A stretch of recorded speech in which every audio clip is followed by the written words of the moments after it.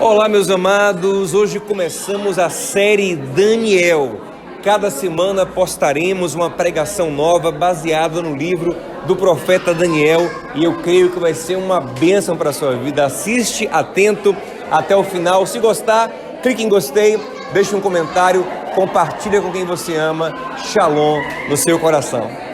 Daniel capítulo 2, versículo 17 diz assim: Então Daniel foi dispensado e, voltando para casa, relatou tudo o que ocorrera aos seus amigos Ananias, Misael e Azarias, e lhes pediu que suplicassem ao Deus dos céus que tivesse misericórdia acerca desse mistério, a fim de que ele e seus amigos não fossem mortos juntos com os outros sábios da Babilônia. Então o mistério foi revelado a Daniel durante a noite por meio de uma visão. Daniel louvou o Deus dos céus, dizendo em aramaico: Seja bendito, ó Senhor, o nome de Deus para todos sempre, porque sabedoria e força a Ele pertencem. Amados, eu costumo dizer quando celebro casamentos que o primeiro grande problema do homem na terra não foi o pecado. O pecado surgiu no capítulo 3 de Gênesis. Antes do pecado, no capítulo 2, Deus olhou para o homem na terra e disse: tem algo que não está legal, tem algo que não está bom. E nisso a gente percebe um contraste, porque Deus vinha qualificando positivamente tudo que Ele criara. Lembra? Ele criou os animais, Ele criou a vegetação, Ele criou os astros e veio dizendo: ficou bom, ficou bom. Ao fim de cada dia Ele dizia: ficou bom. Então tem um momento que Ele olha para a terra e diz: tem algo que não está bom. Lembre que depois de criar tudo, o texto fala que Ele fala assim: ficou muito bom. Mas de repente Ele olha e diz: não está bom. Como é que de muito bom fica ruim? O que aconteceu? O texto diz que Deus observou Adão solitário. E Ele disse em Gênesis 2,18: não é bom que o homem esteja sozinho. A solidão foi o primeiro problema humano. Antes do pecado, o homem sofreu por estar sozinho. Solidão é um grande problema no coração e na vida de qualquer pessoa, porque somos seres feitos para o relacionamento, somos seres feitos para a comunhão, para o compartilhar de vida. Como a solução que Deus trouxe para Adão foi uma mulher, nós então criamos uma falsa ideia de que a solidão sempre é curada através de uma relação homem e mulher, de uma relação conjugal, o que não é verdade, porque a solidão, ela é um problema, ela é um defeito. Na tradição judaica até se diz o seguinte, que um homem ou uma mulher solitária, eles não são plenos, eles são incompletos. Mas você olha para a Bíblia e vê homens plenos como Paulo, ou o homem pleno, Jesus, sem casamento. Entretanto, não eram solitários. Nos céus, não teríamos casamento. O Senhor nos fala isso em Mateus 22:30. Lá no céu ninguém se casa, lá no céu nós somos como os anjos. Entretanto, ninguém lá também é incompleto, ninguém lá é solitário. Em Provérbio 18:1 diz que o solitário, ele é um tolo, revoltado contra a sabedoria. Jesus não era tolo, os anjos não são tolos, Paulo não era tolo, nem incompleto. Então eu observo que o que cura a solidão não é obrigatoriamente o casamento. Deus curou a solidão com casamento no Éden, porque ali o objetivo não era só curar a solidão, era também prover uma relação íntima, marital para povoar a terra, para suprir outras carências biológicas, afetivas do homem, que são supridas numa relação homem e mulher, mas a solidão em si é curada com companhia, é curada com companheirismo, é curada com amizade. Isso fica muito claro quando você observa que tem casais que são solitários, que tem duas pessoas solitárias dentro de um casamento. Por quê? Porque quando casaram, se afastaram dos amigos, da família, de pessoas que lhes cercavam, e eles também não são amigos, não têm companheirismo, não são confidentes, não conversam, não fazem coisas juntos, então estão casados, mas estão solitários. O casamento, em vez de curar a solidão, agravou a solidão daquelas pessoas. Então eu observo que o que cura a solidão é uma palavra simples, muito conhecida: a amizade. É isso que resolve o problema da solidão. A amizade é aquela relação com quem nós dividimos a vida, né? Aquela pessoa com quem abrimos o coração, com quem com alegria gastamos tempo e usufruímos da companhia. Tem uma frase que eu gosto sobre a amizade, que é: a amizade nos permite multiplicar as alegrias e dividir as dores. Que coisa boa, né? Se eu tenho amigos, eu multiplico as alegrias, porque a alegria do meu amigo, da minha amiga, também é a minha alegria. Eu sempre tenho no que me alegrar. E as minhas dores não são só minhas, eu divido com os meus amigos, então o fardo fica mais leve. A amizade é uma bênção. Jesus fez questão de ter amigos. Ele olhou para os seus 12 discípulos, ele tinha uma multidão que lhe seguia, mas só 12 eram seus amigos. E dentre os 12 tinham 3 que eram amigos íntimos. Então a amizade é uma coisa poderosa, preciosa. Salomão fala muito sobre amizade quando ele fala sobre ser sábio, e ser sábio tem muito a ver com ter amigos. Como eu disse, Provérbios 18:1 diz que aquele que se isola, o solitário, ele não é sábio, ele é um tolo. Salomão fala em Eclesiastes 4:9 que é sempre melhor serem 2 do que 1. É sempre melhor ter alguém com você do que viver sozinho. E naquele contexto ele não está falando de casamento, está falando de amizade. Gente, eu repito, se a amizade existir no casamento, glória a Deus, maravilha, mas infelizmente nem sempre existe. O que eu quero desmistificar é o casamento como solução final para a solidão. Isso não é verdade. Você pode ser muito feliz e bem resolvido e forte para a vida na relação de amigo. Você pode ter uma amizade forte que lhe faça amadurecer e crescer, que é um dos objetivos da amizade. Provérbios 27:17 fala que o homem afia o rosto do seu amigo como o ferro afia o ferro. É uma função da amizade, te amadurecer, te fortalecer.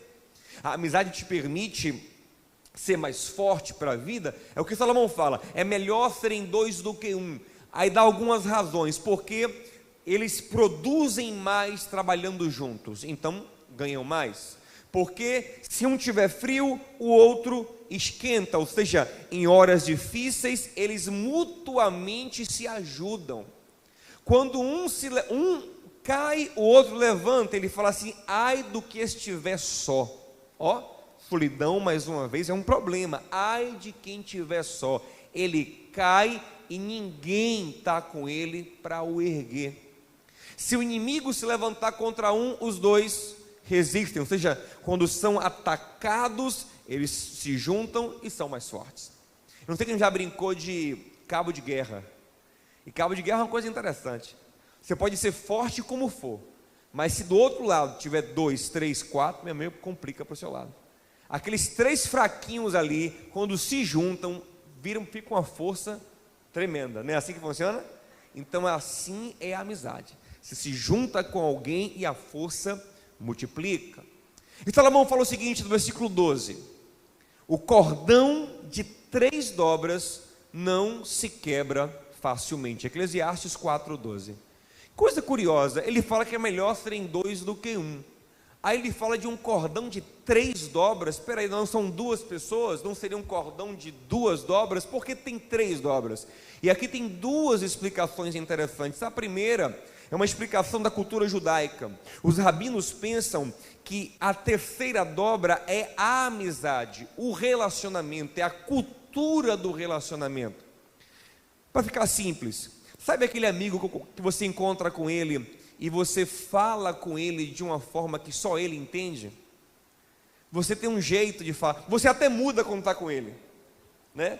Você muda as palavras que fala, o jeito de escrever. Por quê? Porque você tem uma cultura, tem uma história, uma linguagem de amizade com ele. Então, os rabinos pensam que essa é a terceira dobra do cordão, é a cultura, é a história, é a vida da amizade que mexe com os dois e fortalece muito.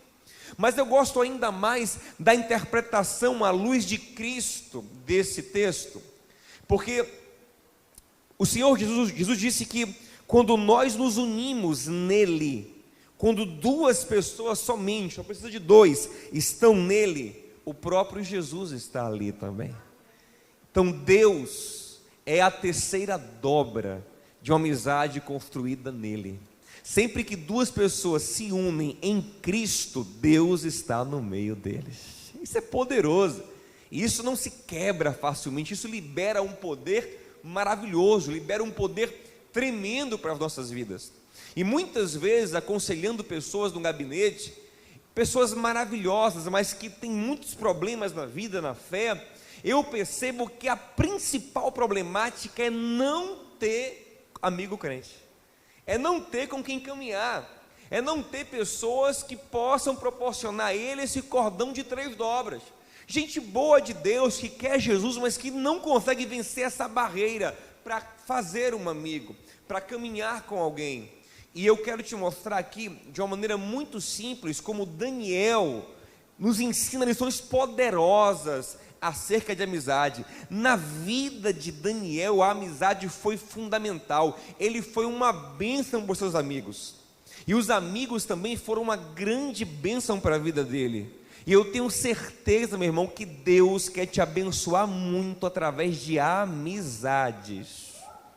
Toque em alguém e diga assim: Deus quer te abençoar muito através de amizades. Com Jesus foi assim, com Daniel foi assim, por que com a gente não seria, não é verdade? Antes de entrar aqui na vida de Daniel, na amizade de Daniel, quero te lembrar uma coisa importante. Provérbios 18, versículo 1 fala que o solitário, ele é tolo, ele não é uma pessoa sábia.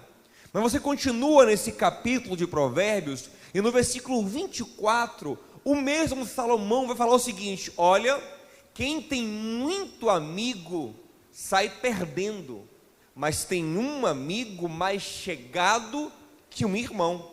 Espera aí, o mesmo Salomão que começou o capítulo me estimulando a amizade, agora me alerta a não ter muitos amigos? Sim. O que quer dizer com isso? Não é para você sair por aí à torto e à direito, tentando fazer amizades com todo mundo, mas é preciso saber construir amizades certas. Quem tem amigo demais, como diria Aristóteles, não tem amigo nenhum. É muita amizade superficial e que na hora da angústia não serve para nada. O amigo que você tem que ter é aquele amigo que vira irmão.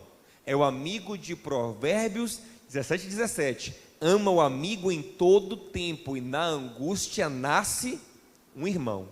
Nem sempre um irmão de sangue é um amigo, mas um amigo sempre é um irmão. Então a gente tem que ter essa visão de construir amizades profundas, verdadeiras, fortes, fundamentadas em Deus. Escolher bem as amizades. E aí Daniel nos é um exemplo incrível. Incrível, essa palavra incrível não serve para a gente, porque nós somos crentes, é crível. É um exemplo maravilhoso. Observe, Daniel chega na Babilônia, gente, E ele é colocado na Harvard da época, não sei se eu pronunciei certo, me perdoe o inglês. Ele é colocado na melhor universidade da época. Porque o que fazia Nabucodonosor? Ele ia de nação em nação, conquistando os reinos e selecionando os jovens mais inteligentes, mais nobres para a sua corte e para uma espécie de faculdade que ele tinha lá na Caldeia, na Babilônia. Então Daniel chegou ali, ele foi escolhido para estar ali entre os jovens inteligentes do mundo todo, e tinha ali naquela faculdade grandiosa príncipes gregos, egípcios, persas e de várias culturas. E Daniel poderia se deslumbrar e se misturar com todo mundo, e querer ficar amigo de todo mundo, e querer andar com os caldeus, com os egípcios, com os persas, mas você observa que Daniel, ele tem 3 amigos na Bíblia, na história dele, e são 3 amigos judeus, e não só judeus, porque tinha muito judeu cativo na Babilônia naquele tempo, não só judeus, ele tinha 3 amigos crentes de verdade. Daniel não é só amigo desses caras porque a língua é a mesma língua, porque a cultura é a mesma cultura. Ele é amigo desses caras porque eles têm uma afinidade espiritual. Daniel era um homem muito espiritual, homem de consagração, de oração, como vamos ver em breve. E para andar com ele tinha que ser assim também. Observe que no capítulo 3, esses amigos de Daniel, Azarias, Misael, Ananias, Misael e Azarias, que são Sadraque, Mesaque e Abednego, eles são tão crentes que eles dizem: nós não nos dobramos a estátua nenhuma, preferimos ir para a fornalha de fogo para ser fiel ao nosso Deus. São os amigos de Daniel, e esses caras vão ser fundamentais na vida de Daniel. Então a primeira pergunta que eu quero te fazer aqui nessa noite, meu irmão, é: qual é o termômetro espiritual das suas amizades?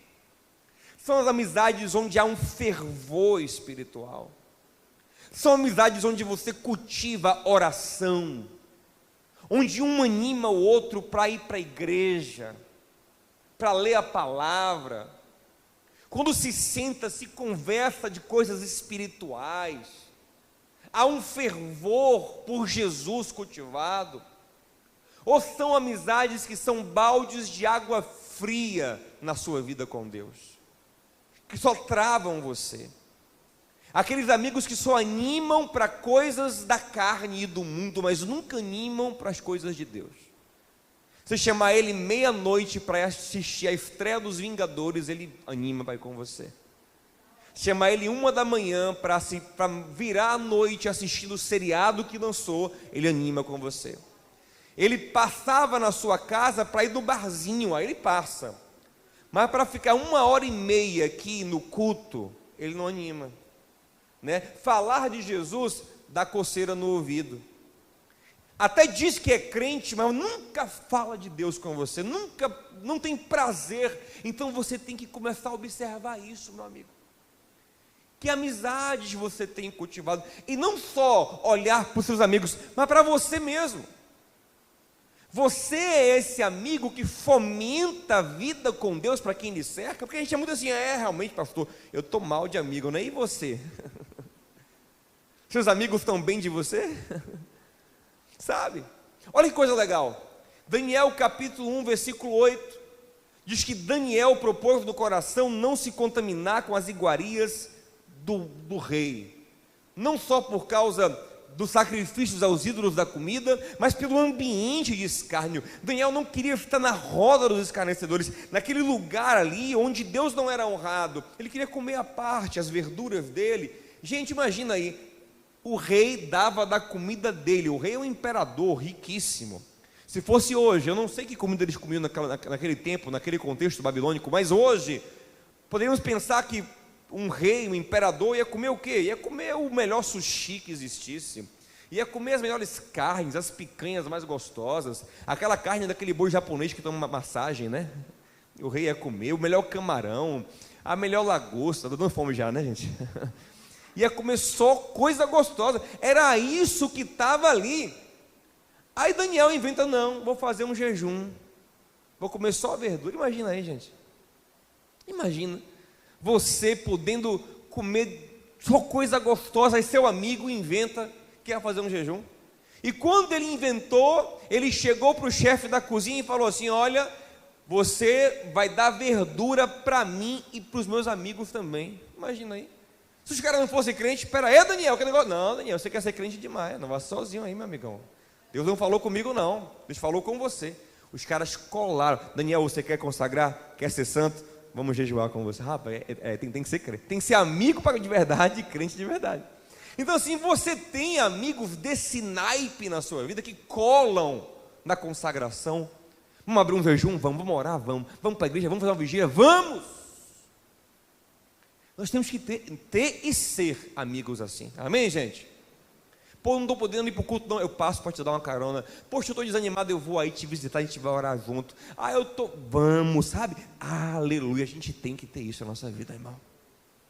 Infelizmente, muitas das pessoas que eu aconselho e que eu percebo que não tem amigos na igreja, amigos em Cristo, eu percebo que não é timidez, porque a gente eu mesmo sou naturalmente tímido. A minha natureza a minha espontaneidade, a minha comunicabilidade, a minha interação social veio toda pelo Espírito Santo. Eu, na minha natureza, sou bichinho da caverna. E eu percebo que tem gente que não é que ele é tímido, porque na faculdade tem um monte de amigo, no trabalho tem um monte de amigo. Na verdade, ele tem um bloqueio mental e até espiritual às vezes, que o impede de fazer amigo crente, de andar com crente, sabe? A gente tem que quebrar isso em nome de Jesus. Essa foi uma barreira que eu tive para me converter. Quando eu pensei em me converter, assim, quando eu já estava me convertendo, porque Deus, quem trabalha em nós, eu vou me converter agora, não é assim que funciona, né? É uma barreira que eu tinha: meu Deus do céu, eu tenho amigos tão legais no mundo. Eu achava o menino da igreja chato, sem graça, sem sal. Depois eu fui entender que eles eram o sal da terra. E como era bom ter amigos que andavam com Jesus. E até hoje, meu Deus, ai de mim se não fossem os amigos que andam com Jesus. Mas eu tinha essa barreira e eu percebi que algo na minha mente, no meu coração, e algo espiritual que tinha que quebrar, eu tinha que me esforçar, e quando eu consegui, foi uma bênção. Então, meu irmão, cuidado, você que é tão comunicativo na faculdade, é tão comunicativo na escola, no trabalho, na família, na rua, ou onde quer que seja, e tão travado com os irmãos em Cristo.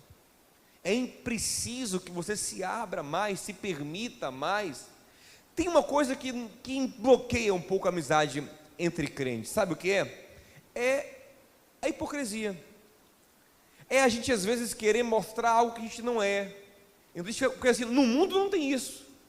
No mundo, o que você é, você mostra, ninguém te julga, ninguém te fala nada. Aí o crente não. Você fica: será que eu posso falar isso? Será que eu não posso? Será que se ele vê isso, será que vai se escandalizar? A gente fica travado, não é verdade?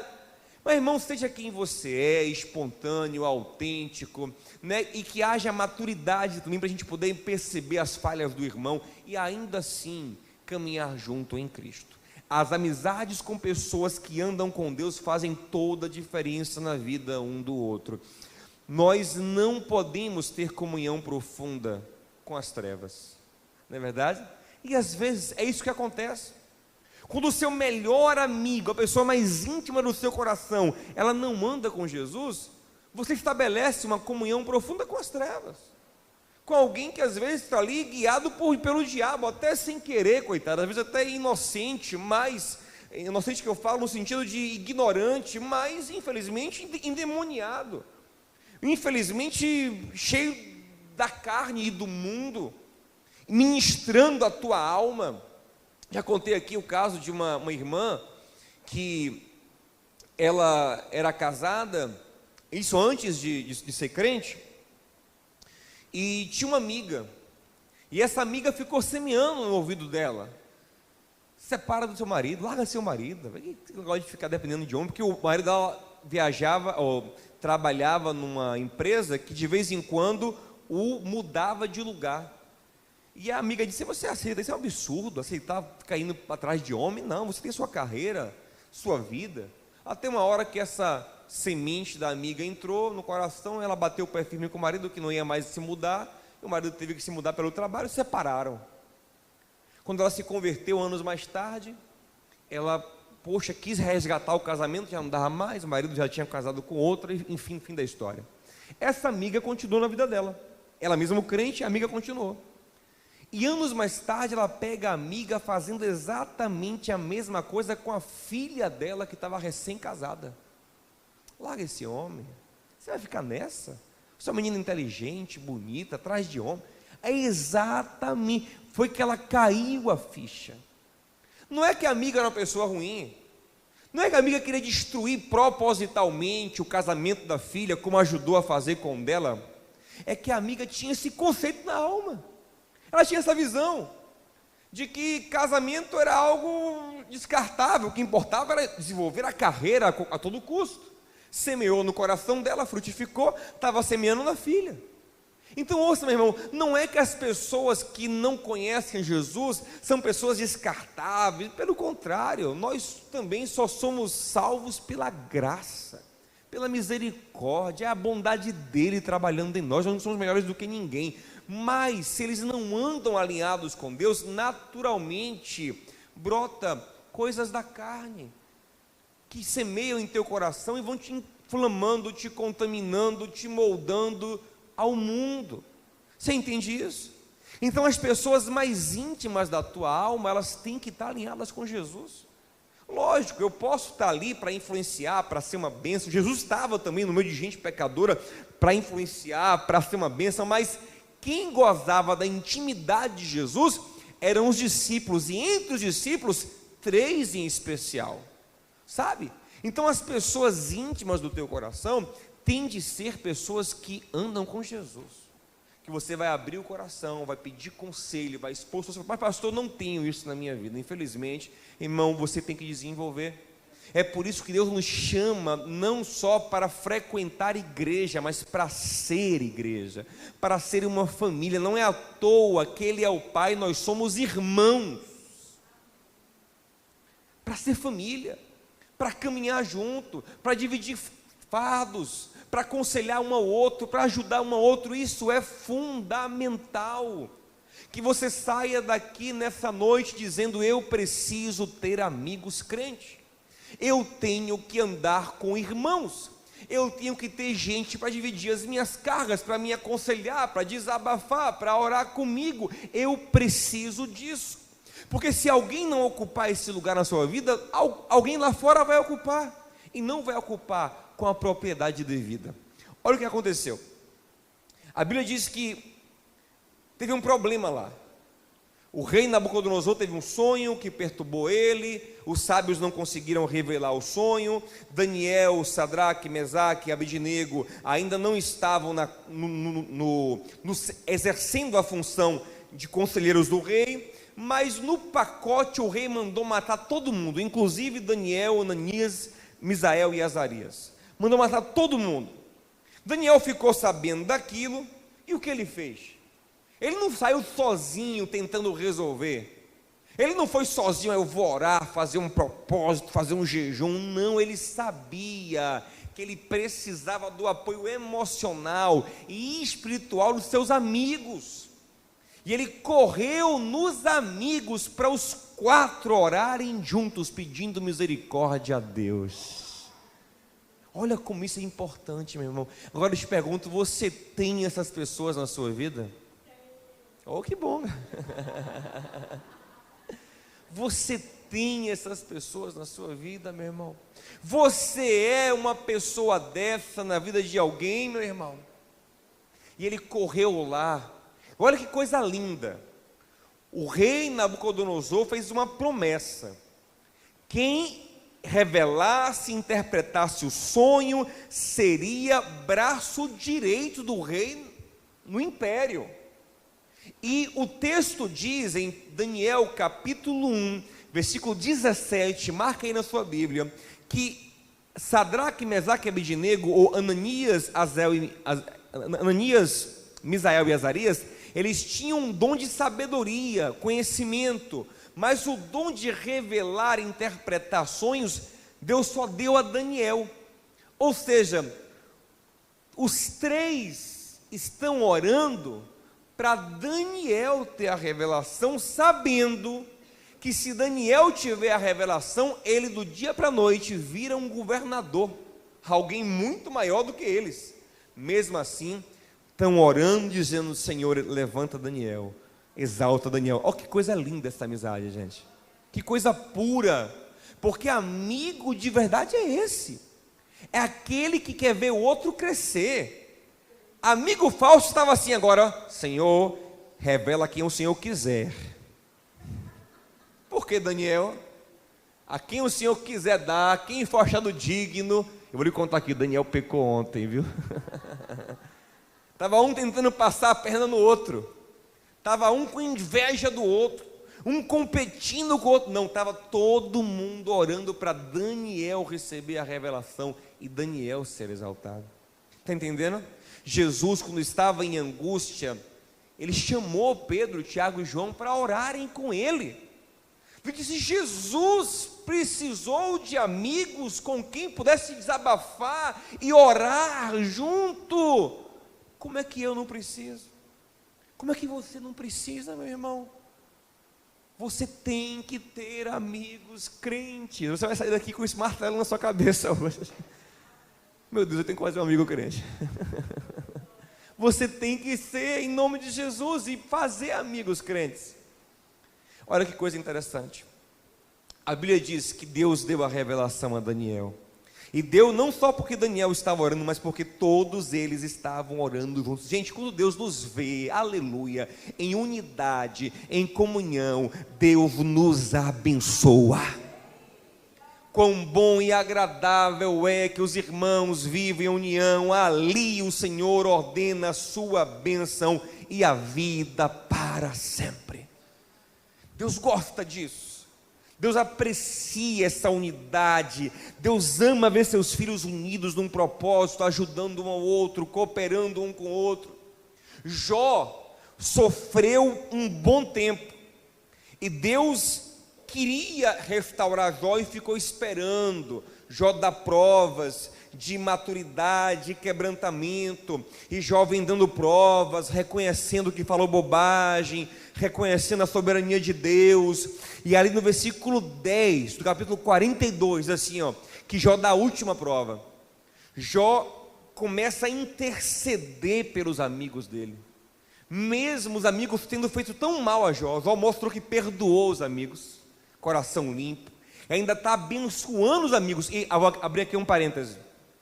Deus disse aos amigos assim: eu só vou perdoar vocês se Jó orar por vocês. Olha como é bom ter amigo crente. Então está ali Jó orando pelos amigos, e o texto fala: Deus virou o cativeiro de Jó, ou seja, Deus mudou a sorte dele, restaurando ele, dando a ele o dobro do que ele tinha antes, enquanto esse orava pelos seus amigos. Então a amizade nos permite viver o Evangelho, praticar o Evangelho, praticar o amor, levantar o outro, abençoar o outro, orar pelo outro, servir o outro, e Deus se agrada disso, irmãos. E Deus nos dá mais, Deus nos abençoa, nos fortalece, quando nós topamos os desafios do relacionamento, da comunhão. Então quando Deus viu ali Daniel e os amigos juntos orando, Deus deu a revelação a quem? A Daniel. E Daniel foi lá e contou a Nabucodonosor, e Nabucodonosor ficou impactado, ficou impressionado com o Deus de Daniel, e Nabucodonosor fez Daniel ser o seu braço direito no reino. Olha aí, capítulo 2, versículo 48, para nós vermos o que aconteceu. Então o rei engrandeceu a Daniel e lhe deu muitas e grandes dádivas, e o pôs por governador de toda a província de Babilônia, como também o fez chefe dos governadores sobre todos os sábios de Babilônia. E pediu Daniel ao rei, e constituiu ele sobre os negócios da província de Babilônia Sadraque, Mesaque e Abidnego. O primeiro pedido de Daniel ao rei foi que seus 3 amigos também participassem do governo, tivessem cargos de confiança e fossem também abençoados. Olha que coisa legal, estavam juntos na luta, na dificuldade, orando, e agora na bênção todos usufruem juntos. Amém, gente? Que nós possamos ser amigos assim também. Quando Deus nos abençoa, lembrar dos nossos amigos, ser porta para outros, ajudar outros, levantar outros. Nesse processo Deus é glorificado, né? De fidelidade, de comunhão, de compartilhar, de ajudar. Daniel cresce, os amigos crescem juntos. Tem gente que quando cresce, os amigos ficam esquecidos. Tem gente que quando cresce, nem lembra que te conhece. Daniel não, assim que ele cresceu, trouxe os amigos com ele. E lógico, porque eram amigos que se alegravam com o crescimento, que não tinham inveja nem competição, uma relação saudável, cheia de amor. Irmãos, nós precisamos construir relacionamentos assim, torcer pelos amigos, orar por eles, querer que eles cresçam, e sabendo que quando eles crescem, nós também somos abençoados, e que quando você cresce, você também é um canal de bênção para aqueles que Deus colocou na sua vida. Amém?